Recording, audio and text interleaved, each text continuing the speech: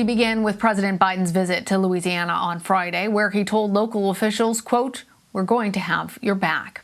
He's there to tour the destruction from last weekend's Category 4 hurricane. Ida destroyed entire towns when it made landfall on the Gulf Coast, wiping out roadways and power lines. Crews from 32 states are working in the sweltering heat to restore electricity. Meanwhile, FEMA says it received a record 290,000 applications for aid from the Bayou State. CBS News correspondent Mireya Villarreal reports from New Orleans.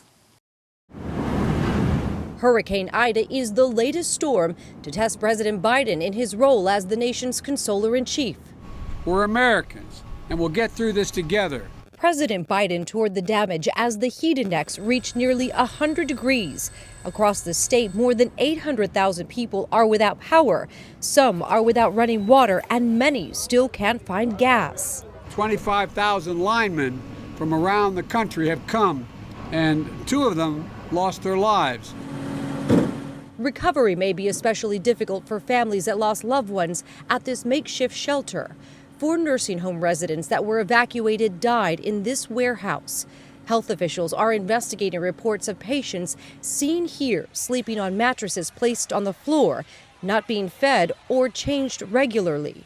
The owner, Bob Dean Jr., spoke with our CBS affiliate, WWL. We only had 5 deaths within the 6 days. Normally, with 850 people, you'll have a couple a day. So we did really good on taking care of people. There's no road left. 150 miles south where Ida came ashore in Grand Isle, Angela Ailman drove there with her friend to check on her home, recovering one cherished item. The flag made it, y'all. Northwest of New Orleans, frustration is growing in the small community of Killian. Our biggest worry is that we're going to be forgotten. Nancy and Bobby Aucoin have lived in this area for 16 years and say their community is desperate. The little towns, the little places at the end that aren't in the metropolitan are the ones that are kind of last to get the resources. We've all seen that video of people waiting in line for gas. In fact, at this station, there was 20 cars waiting earlier. But as of right now, that's dwindled down. And as more power comes on, we'll start to see those lines minimize and also the frustrations as well. A bit of good news coming from the major electric company here in the state. They say that they should have the New Orleans area up and running by September 8th, which is less than a week away. Lana? We're hoping for all that good news. Mireya, thank you. For more now, I want to bring in Jefferson Parish President Cynthia Sheng. Cynthia, thank you for joining me again. When we last spoke, the hurricane was on the ground in your state. Tell me now, what are the current conditions in Jefferson Parish? We have, still many challenges. We still have fuel shortages. In fact, right now, and this was a concern I was worried about. We had really long lines for fuel. Our sheriff is supposed to be here at the Emergency Operations Center for a 7 p.m. briefing. I was told he can't be here because there was a fatal shooting at a gas station in line. So again, people are hard times. It's very hot. Tempers are flared. People are stressed. We still don't have electricity. We still don't have fuel. We have special needs, medical assistance special needs that we ran out of beds. So hopefully tomorrow they'll open a site at the convention center to handle our medical special needs people. So still very difficult times, although, some positive things have happened today. Our electricity has been restored to the hospitals, and that is very good news that we're seeing that. Our people out of town have been told that next week they should have, a significant number of customers will have electricity. And then also we've had donations starting coming in today. So we've had some food drives and water giveaways and food giveaways throughout our community, which is much more than we had yesterday. So, still tough times, but brighter days ahead, no doubt. Cynthia, you heard Mireya say that it's expected that the power should be back on there around September 8th.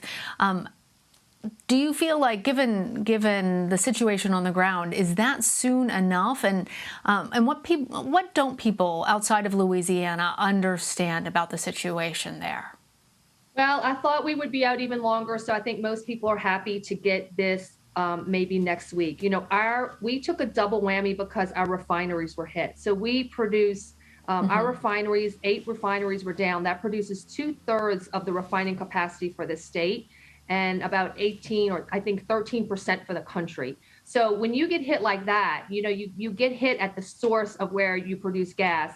That is what I call a double whammy. And that is the situation we are dealing with. Our refineries did not have electricity to get up and going. And once they start, they're not at full capacity for several more days. So that's the issue, with our fuel situation, which the electricity, everything's kind of all tied together. So very difficult times. And you can see from this footage how just devastating this storm has been for so many people. And it just takes some time. The systems are complicated. All the systems are complicated. The fuel system, the electricity system, our water, our sewer system.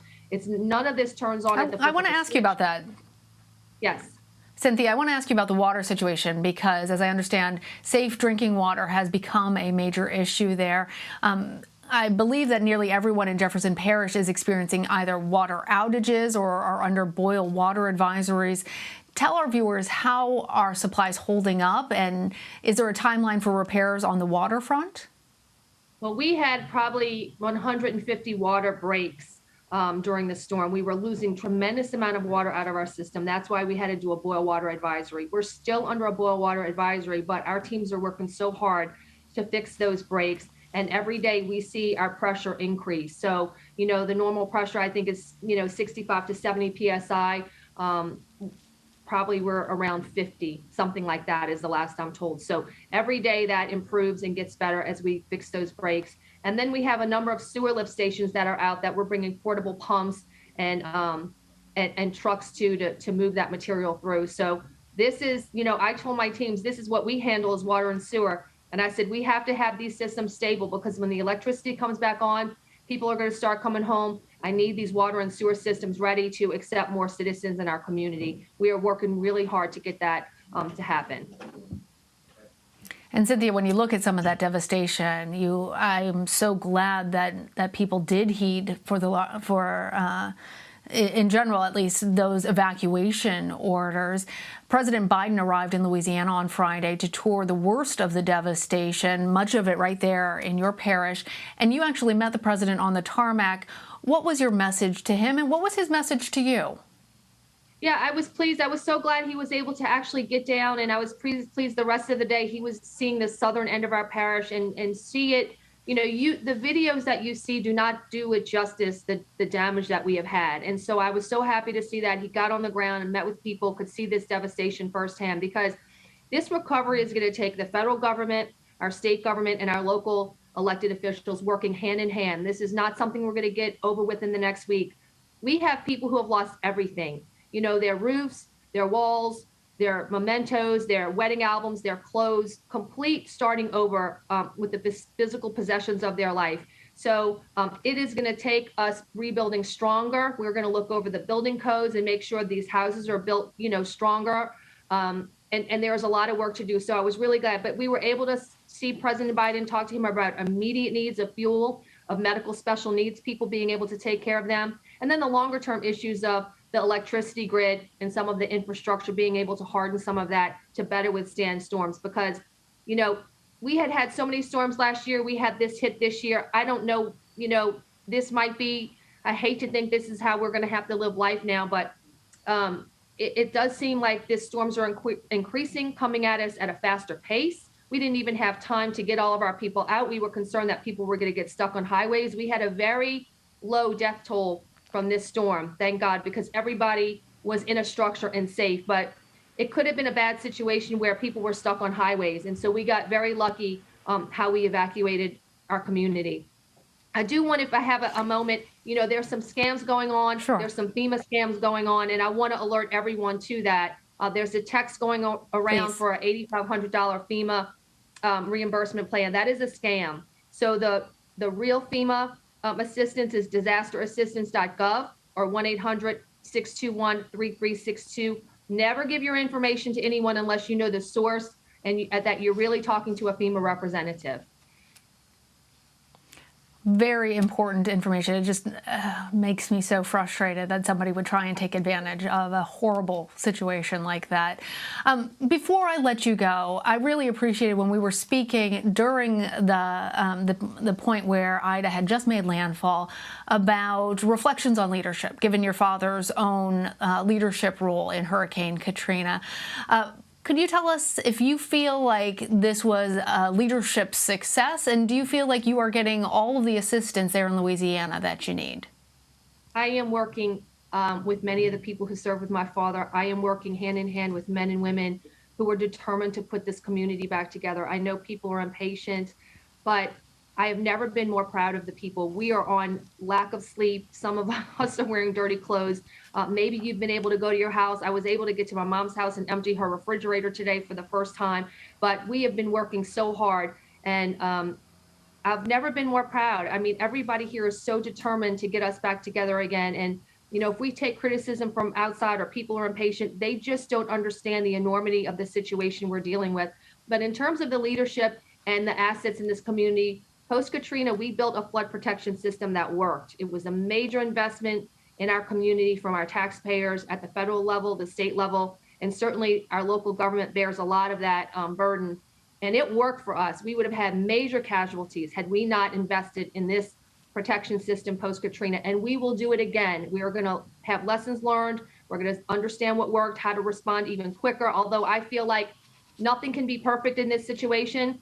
But our response was incredible, you know, to responding people to victims that might have drownings, to fires at night. Our response has been incredible, and I'm very proud to serve along the men and women that I'm working with across all departments of government and industry as well.